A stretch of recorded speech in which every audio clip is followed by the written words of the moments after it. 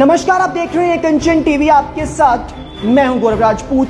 आगे देखिए हरियाणा से जुड़ी हुई दिन भर की 10 बड़ी खबरें। सूबे के मुख्यमंत्री मनोहर लाल खट्टर ने पंचकूला को मेट्रोपॉलिटन सिटी बनाने की घोषणा की है। उन्होंने कहा कि पंचकूला के संपूर्ण विकास के लिए यहां पीएमडीए यानी पंचकूला नगर विकास प्राधिकरण की स्थापना की जाएगी। सीएम ने जिले में शिक्षा पर जोर देने की बात भी कही। उन्होंने कहा कि पंचकूला में शिक्षा को रोजगार परक बनाया जाएगा और साथ ही साथ यहां के युवाओं को रोजगार देना ही सरकार की प्राथमिकता होगी। इसके साथ ही मुख्यमंत्री ने पर्यटन को बढ़ावा देने की बात भी कही।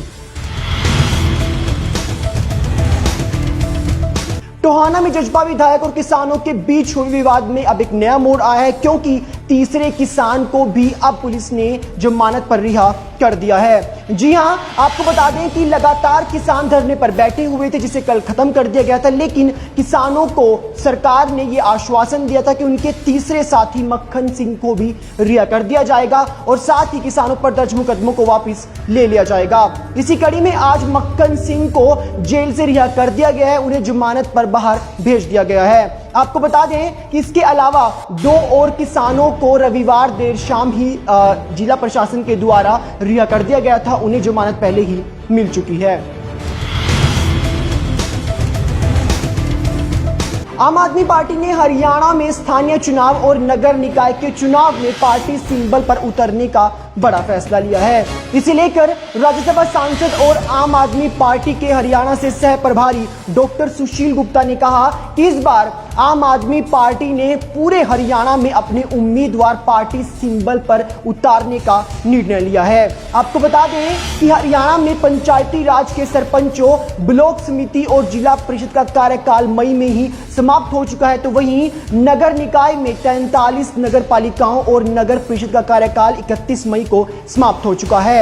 लेकिन कोरोना काल और लॉकडाउन के चलते इन दोनों के चुनाव अभी नहीं हो पाए हैं, लेकिन ऐसे कयास लगाए जा रहे हैं कि हरियाणा में अगस्त में दोनों चुनाव हो सकते हैं। हरियाणा में कोरोना काल के दौरान नागरिक अस्पतालों में बंद की गई ओपीडी सेवा को आज एक बार फिर से शुरू कर दिया गया।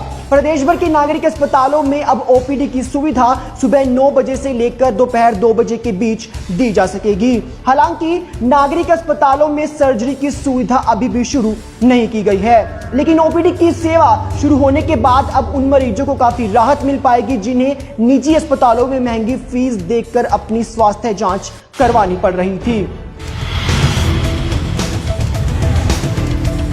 सागर धनखड़ हत्याकांड मामले में सागर के परिजनों ने अब पुलिस की कार्यवाही को लेकर बड़े सवाल खड़े किए हैं। उन्होंने कहा कि दिल्ली पुलिस ने केवल नाम के लिए सुशील को रिमांड पर ले रखा था, बल्कि इतने दिन रिमांड पर रखने के बाद भी दिल्ली पुलिस उससे कोई भी सबूत नहीं जुटा पाई है। आपको बता दें कि 10 दिन की रिमांड पूरी होने के बाद दिल्ली पुलिस ने कोर्ट में याचिका लगाई थी, जिसमें 3 दिन की रिमांड मांगी गई थी, लेकिन दिल्ली की रोहिणी कोर्ट ने दिल्ली पुलिस की याचिका को खारिज कर दिया था। उसके बाद पुलिस ने सुशील कुमार को न्यायिक हिरासत में भेज दिया था। आपको बता दें कि दिल्ली पुलिस अब तक सुशील के द्वारा उस वक्त पहने गए कपड़े और वो हॉकी जिसके द्वारा सागर की पिटाई की गई थी, जिसके बाद उसकी मृत्यु हुई है, इन दोनों चीजों को अब तक भी दिल्ली पुलिस बरामद नहीं कर पाई है। हरियाणा में लगातार गर्मी बढ़ती जा रही है, लेकिन गर्मी में आंधी, बारिश या फिर ट्रांसफार्मर में खराबी आने के बाद लंबे बिजली कटों से लोगों को राहत मिल पाएगी। इसके लिए उत्तर हरियाणा बिजली वितरण निगम ने एक तैयारी की है, जिसके तहत अंबाला में सभी सब डिवीजन पर अब 3 से 4 पोर्टेबल ट्रांसफार्मर ट्रॉली तैयार की जा रही है, जिन्हें गाड़ी की सहायता से कहीं भी जहां ट्रांसफार्मर में खराबी आई हो वहां आसानी से ले जा सकेगा। आपको बता दें, इसके चलते ट्रांसफार्मर को जल्द से जल्द ठीक किया जा सकेगा और लोगों को बिजली कटों से राहत मिल पाएगी। इसी के साथ ट्रांसफार्मर बैंक भी तैयार किए जा रहे हैं।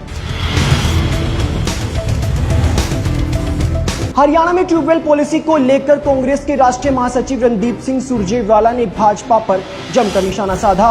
उन्होंने कहा कि खट्टर सरकार का यह फरमान पूरे तरीके से किसान विरोधी है। साथ ही सुरजेवाला ने कहा कि हरियाणा की गठबंधन सरकार किसान की रोटी छीनने पर लगी हुई है। उन्होंने सरकार की दोनों नीतियों, जिसमें सरकार ने उस किसान को जिसकी जमीन न्यायिक क्षेत्र में आती है ट्यूबवेल कनेक्शन न देने और साथ ही 31 मई 2021 के बाद 30 BHP से अधिक का ट्यूबवेल कनेक्शन न देने की बात कही थी। सुरजेवाला ने इन दोनों नीतियों की जमकर आलोचना की।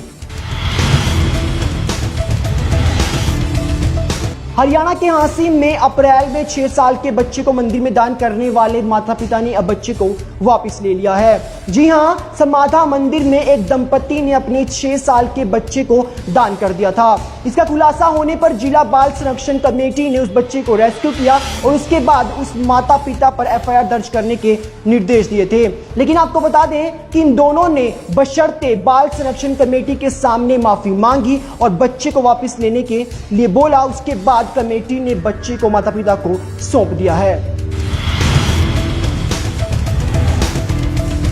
डेरा सच्चा सौदा प्रमुख गुरमीत राम रहीम की कोरोना रिपोर्ट नेगेटिव आने के बाद अब ये खबरें भी सामने आ रही हैं कि उनकी मुंह बोली बेटी हनीप्रीत अब अस्पताल में उनकी अटेंडेंट नहीं बन पाएगी। जी हां, अब राम रहीम को जनरल वार्ड में शिफ्ट कर दिया है, जहां कोई भी अटेंडेंट की सुविधा नहीं दी जाती।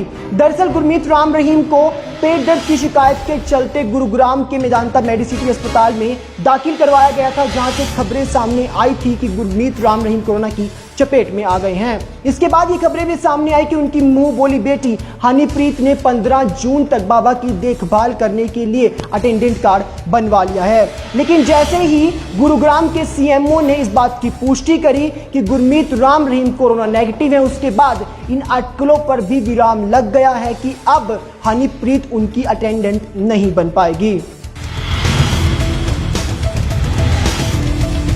हरियाणा के रोहतक में एक बॉक्सर व मॉडल की तेजधार हथियार से हमला होने के बाद मौत हो गई। यह घटना रोहतक की तेज कॉलोनी की है। आपको बता दें कि इस कॉलोनी में कुछ युवक एक नाबालिग बच्ची से छेड़छाड़ कर रहे थे। इसके बाद कुछ अन्य युवकों ने उन्हें रोकना चाहा तो दोनों पक्षों के बीच मारपीट शुरू हो गई। लोगों को इस तरह लड़ते हुए देख कॉलोनी में रहने वाला कामेश बीच बचाव करने के लिए गया, लेकिन एक युवक ने तेजधार हथियार से उसके ऊपर हमला कर दिया। हमले के बाद उसे अस्पताल में दाखिल करवाया गया, लेकिन PGI रोहतक में इलाज के दौरान कामेश की मौत हो गई। आज के टॉप 10 में बस इतना ही। कल फिर से हाजिर होंगे लेकर आपके लिए हरियाणा की 10 बड़ी खबरें। तब तक देश और प्रदेश से जुड़ी तमाम खबरों के लिए आप देखते रहें कंचन टीवी।